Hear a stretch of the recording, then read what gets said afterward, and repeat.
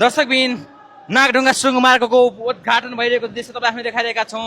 यो गाडीमा भौतिक मन्त्री सुनिल लम्सालसँगै जापानका प्रतिनिधिहरू यो सुरुङ मार्गबाट गइरहेको दृश्य तपाईँ हामीले देखाइरहेका छौँ। नेपालकै पहिलो आधुनिक सुरुङ मार्ग यति बेला उद्घाटन भइरहेको छ, तपाईँलाई हामीले देखाइरहेका छौँ। यो गाडीमा मन्त्री सुनिल लम्साल हुनुहुन्छ भने यहाँ हेर्न सक्नुहुन्छ मन्त्री सुनिल लम्सालले आफैले गाडी चलाइराख्नु भएको छ भने यो सुरुङ मार्गमा यति बेला उद्घाटन भइरहेको छ। निकै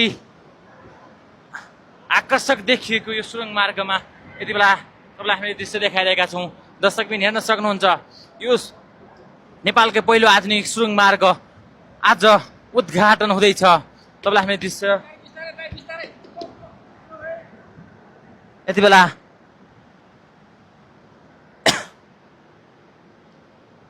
भौतिक पूर्वाधार मन्त्री सुनिल लम्साल आफैले यो सुरुङ मार्गभित्र गाडी चलाएर गइरहेको दृश्य तपाईँ हामीले देखाइरहेका छौँ।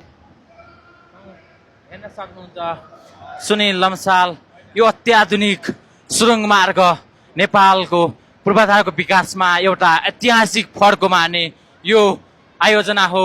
तपाईँलाई हामीले देखाइरहेका छौँ। दर्शकबिन यस्तो भव्य नेपालमा अहिलेसम्म बनेको थिएन। यस्तो आधुनिक यति राम्रो सुरुङ मार्ग तपाईँलाई हामीले देखाइरहेका छौँ। हेर्न सक्नुहुन्छ अत्याधुनिक सुविधाबाट सम्पन्न यो सुरुङ मार्ग भौतिक मन्त्री सुनिल लम्सालले उद्घाटन गर्नुभएको हो।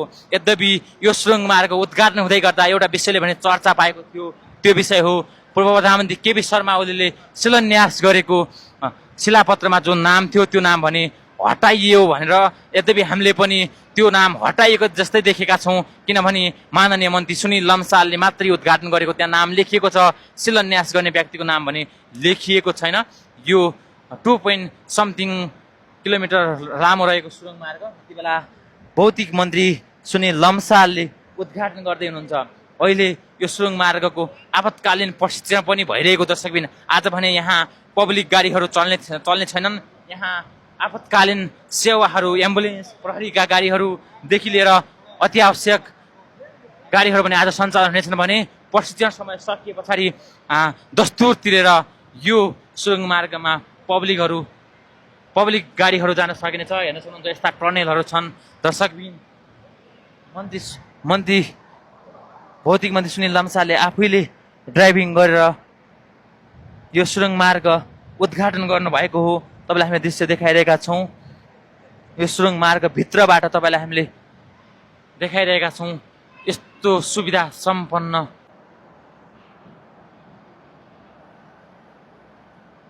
हामी भने अब यो सुरुङ मार्गको अर्कोपट्टि आइपुगेका छौँ। दर्शकबिन हेर्न सक्नुहुन्छ ओ बाहिरपट्टि आइयो हामी। ल